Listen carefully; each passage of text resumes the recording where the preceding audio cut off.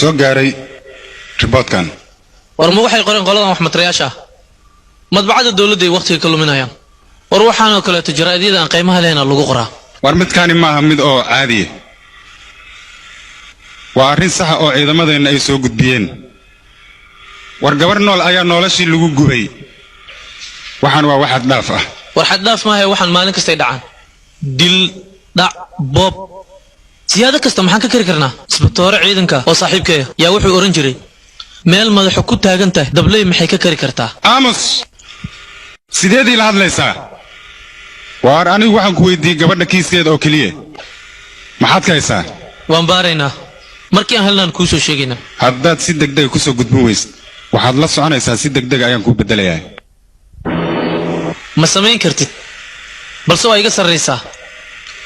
awooddaasna ma lihid awoodda waxaa iskale wasiirada gacmahoodana madaxeenna ayuu saaran yahay waa inaad si dhaqsi la xafiiska iga baxdid waayahay waxaan kugu waaninayaa adigoo dharkaan xiran inaadan muraayad isku eegin